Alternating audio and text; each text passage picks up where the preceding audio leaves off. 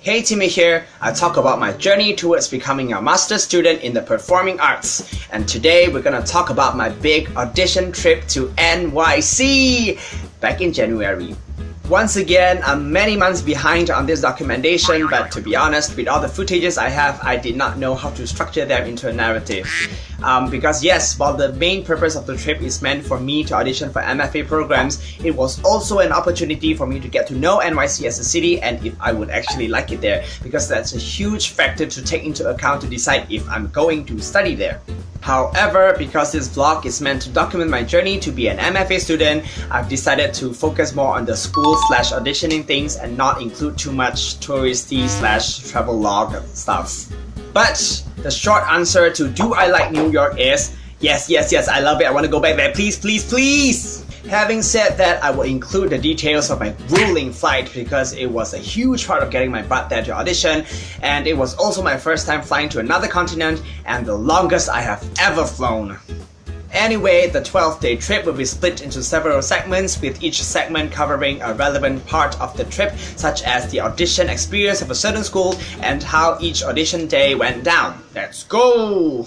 But first, a little bit of background. So, how this trip came about is, last year I sent in applications to US schools offering MFA programs. I focused on the East Coast because a few dream schools were in NYC, and I personally prefer NYC over LA, even though at that point in time I haven't actually been to either city. When I sent in the applications, I didn't know if I wanted to, needed to, or actually had the means to physically be there in NYC. But I knew going back to school, ideally in the US and in NYC, is what I wanted to do, and so the applications had to be sent, and so I did. Juliet and DePaul allowed for pre-screening audition videos, so I completed those first and sent them in. While Juliet very quickly and painlessly rejected me within a week, I think, DePaul notified me within 2 weeks of my submission to attend their callback audition in NYC. At that point, I was like, oh my god, it's actually happening. And I knew there was no better way to give them a convincing audition than to actually fly in and meet them in person. So in my mind, I was pretty set on making that trip happen. And since I was gonna fly in, I was gonna maximize the trip. And so I scheduled in the audition for the 5 other schools I applied for, all within a week in NYC. Well, except Yale because that's in New Haven, but it's close enough. And I planned for a trip that's slightly longer than a week. I planned for 10 days, but forgot to factor in that I would lose time when I fly back east, so the trip ended up being 12 days. On Thursday, 16th of January 2019, the journey began. So I just checked in my luggage and have a story of kindness to tell. So the Etihad Airways staff that served me was this Malay lady. So the moment we met each other, we just straight away started speaking to each other in Malay while she handled my check-in. And when she saw that I still had the luggage tag from my previous trip on my luggage, she kindly helped me cut it off, and she told me that it's important to have it cut off because there are actually cases of airlines scanning the wrong tag, and that's when your luggage go missing. She added that especially since I'm flying all the way to JFK, and that's when I honestly admitted to her that I am actually a little bit worried about my luggage not landing with me in JFK. And then she said, it's fine, don't worry about it, you're just going for a vacation, right? And that's when I told her like, actually no, there are some important documents inside, so it's pretty important that I have my luggage with me. And her reaction was just, oh, you're going for an audition? I said, yeah. And she told me like, it's difficult, isn't it, in Malay? And I told her like, we can't really think about that. If there's something that you want, you just have to go for it. And at this point in time, she was about done with my check-in, and she handed me my boarding passes, and she just said to me in Malay, good luck tau. I thank her, I just thank her simply, but inside my heart just went, oh, it just melted. Like that was such a small, simple, but such a kind gesture to do. Oh, Malaysian rocks. Oh no, look at the crowd at immigration. Yeah. Oh, it's crowded. This is gonna take a while. I just scared myself because look at this. These lanes are for the Malaysian passports, which is a much smaller crowd than that one. Lucky me, lucky me. Not gonna take as long as I thought. Oh, that was less than a minute. Thank goodness for auto gates and automation. I am loading. So far, taking this pretty good. This looks pretty good. Just what I need to get me through the 6 hours of flight. So far, these are empty. I hope they stay empty.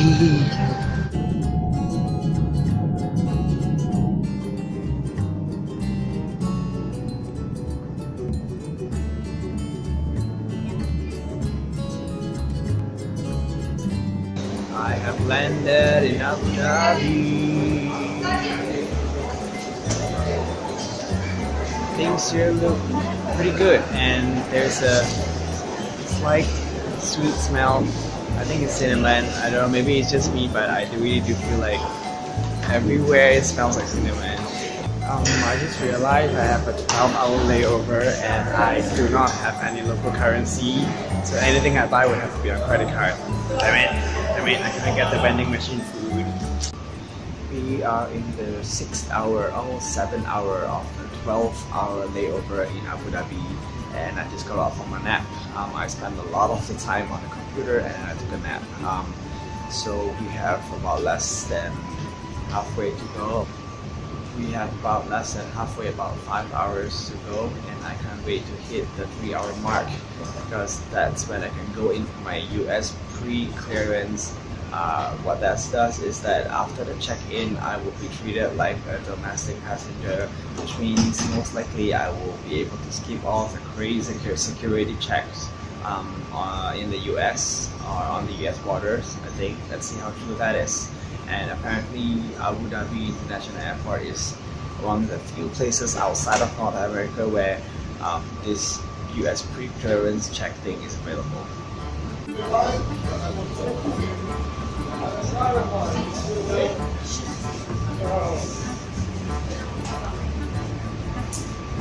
And I am clear now, just gotta wait for the actual flight and relax, and hopefully with this security check all done, I will be in New York just fine. I mean, I don't have to go through such extensive checks when I reach New York.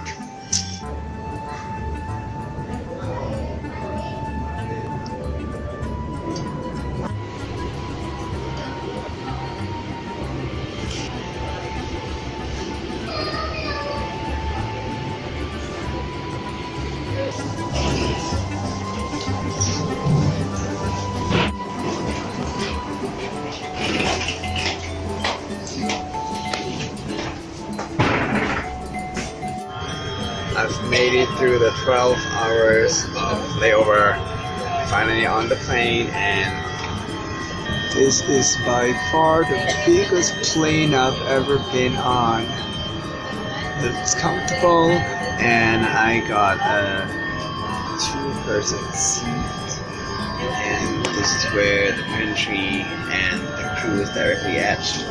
So one person will have to worry about having space for my legs if I want to stretch, because it's going to be 14 hours long.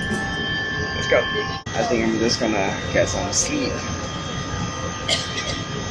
See you New York, see you JFK. Is that like an aurora?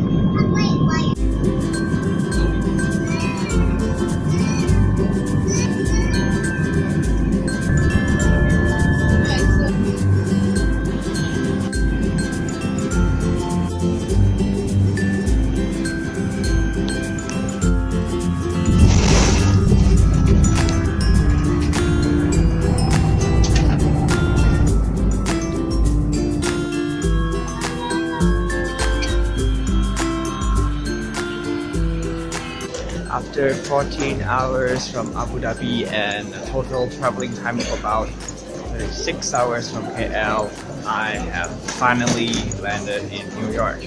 And it is so far everything that I'm expecting because it is cold.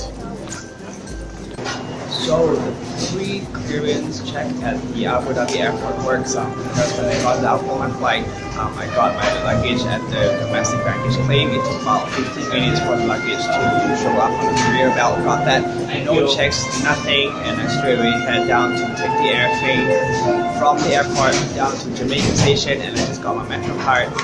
I'm going to continue with the rest of my journey to Midtown Manhattan to meet my friend Michael Levine, who has kindly let me stay with him for the rest of the 12 days that I'll be here. Michael Levine is a respectable performer turned coach and pianist and sheet music archivist in the New York musical theater scene. He came down to KL a couple years ago to conduct some master classes, and I attended one of them. When I knew I was headed to NYC, I reached out to him and I was so happy he remembers who I am and agreed to help me out by letting me stay with him in his apartment. Lots of money saved there because accommodation in Manhattan is crazy expensive.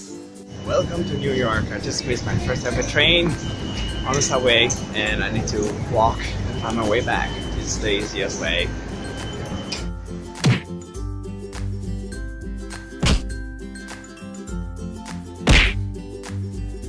It was a mistake not heaving my luggage and my butt back on the train because I underestimated the cold, and frankly it took me quite a bit of senseless walking before I found the place. Lots of walking. I found the building! Yay, look at my nose! But at the same time, it was not a mistake because it made me learn the hard way about navigating Manhattan in all its glorious weather. Okay, that was the wrong 165, but I finally found the building and I'm on the way up to meet Michael. I really want to give a shout out to Michael Levine. One, thank you for generously hosting me for 12 full days. And two, he's a wonderful pianist and extra song coach, and he has tons of sheet music that he can provide. So look him up and see if you need his services. In the coming videos, we'll dive into my audition for Columbia and DePaul and an unexpected thing that happened that day. So stay tuned, follow, and subscribe. Thank you, bye! Oh, by the way, I started a crowdfunding campaign to fund my studies because at the moment I need to show more money than I currently have to qualify for a student visa. You can read all about it on the campaign page. There's a link below. Please consider donating, please.